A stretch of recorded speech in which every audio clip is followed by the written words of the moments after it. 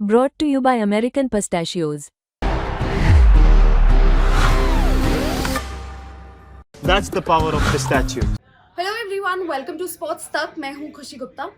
एक test match जीतने के लिए 3 डिपार्टमेंट्स में अच्छा करना ज़रूरी है, जिसमें एक होता है बैटिंग, बॉलिंग और फील्डिंग। अब India versus England test series के पहले टेस्ट मैच में जहां पर अगर बैटिंग की बात करें 471 रन बैटिंग ने बहुत ज़बरदस्त करा। बॉलिंग की बात करें तो थोड़ी वहां फीकी दिखी। एक जसप्रीत बुमराह के अलावा किसी भी और बॉलर ने उस तरीके से स्टेप अप नहीं करा, लेकिन बुरा हाल जिसने करा वो थी फील्डिंग। फील्डिंग में इतनी कैचेस ड्रॉप हुई, इतनी मिसफील्ड हुई कि अगर वो सब ना होता तो शायद जो अभी स्कोरबोर्ड दिख रहा है वो शायद थोड़ा अलग होता। इंडिया के पास लीड जो है थोड़ी ज़्यादा होती।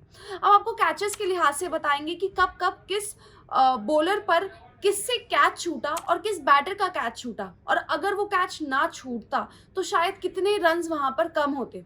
अब आप देखेंगे वहां पर यशस्वी जायसवाल जिनसे 3 कैचेस छूटी हैं, ऋषभ पंत से कैच छूटी है, रविंद्र जडेजा जो कि इतने ज़बरदस्त फील्डर हैं उनसे भी एक कैच छूटी है। तो एक बार आपको चार्ट दिखाते हैं, जहां पर आप इस चार्ट पर नजर डालेंगे तो यशस्वी जायसवाल ने जसप्रीत बुमराह की बॉल पर बेन डकेट का कैच छोड़ा, जहां पर 15 रन पर थे बेन डकेट उस वक्त। उसके बाद रविंद्र जडेजा ने जसप्रीत बुमराह की बॉल पर फिर से बेन डकेट का कैच छोड़ा और वो तब भी 15 ही रन थे, यानी कि 2 लगातार एक तरीके से आप कहेंगे कैचेस वहां पर छूटी थी और फिर बेन डकेट 62 रन बनाकर आउट हुए थे।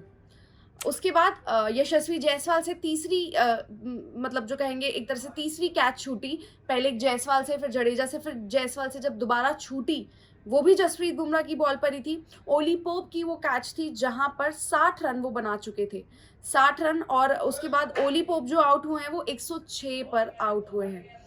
फिर ऋषभ पंत से वो पीछे स्टंप्स के पीछे कैच छूटी, रविंद्र जडेजा का वो बॉल था, डिफ्लेक्ट हल्का सा हुआ, वो जज नहीं कर पाए और वहां पर वो हैरी ब्रूक की जो थी कैच छूटी और वहां पर 46 रन तब हैरी ब्रूक बना चुके थे।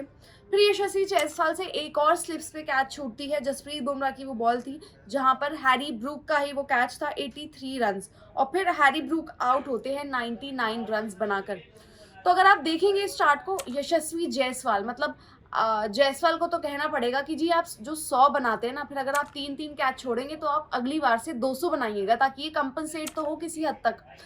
लेकिन ये जो गलतियां है ना, शायद ये मिस्टेक्स आप कभी भी किसी मैच में नहीं करना चाहोगे, क्योंकि विकेट ना आना एक अलग बात है, लेकिन विकेट आना और उस पर कैच छूट जाना। आप देखिए जसप्रीत बुमराह एक एंड से लगे हुए हैं, लेकिन उनकी बॉल मतलब क्योंकि वही एक चांस बना रहे हैं और जब चांस बन रहा है तो वहां पर कैच छूट जा रही है। आपने बीजीटी में भी आपको याद होगा यशस्वी जायसवाल से लगातार वहां पे कैचेस छूटी थी और उसके बाद रोहित शर्मा कितना ज्यादा उनसे गुस्सा हुए थे।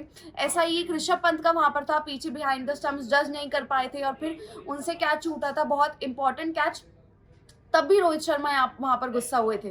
तो ये मिस्टेक्स जो है ना, जो इतनी बार होती है उससे सीखना चाहिए। और फील्डिंग आप मतलब बताएं, लगातार 5 कैचेस एक ही टेस्ट मैच में छूटना आज तक ऐसा कभी नहीं हुआ। मतलब लगभग आप कहेंगे ये 5 साल बाद इस तरह की फील्डिंग इंडिया ने की है, और जो फील्डिंग स्टैंडर्ड्स होते हैं ना, इंटरनेशनल फील्डिंग स्टैंडर्ड्स, उस लिहाज से बहुत खराब इंडिया ने करा है। लेकिन ये टेस्ट मैच किस तरफ जाता है देखते हैं।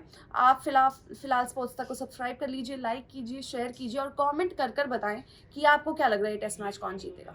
स्पोर्ट्स तक पर आपको न सिर्फ खबरें मिलेंगी बल्कि आपका ओपिनियन भी मैटर करता है। यह आप ही का मंच है। आइए बताइए भारतीय क्रिकेट टीम से आप क्या उम्मीद करते हैं। रहिए स्पोर्ट्स तक के साथ, सब्सक्राइब कीजिए स्पोर्ट्स तक को यूट्यूब और फेसबुक पर।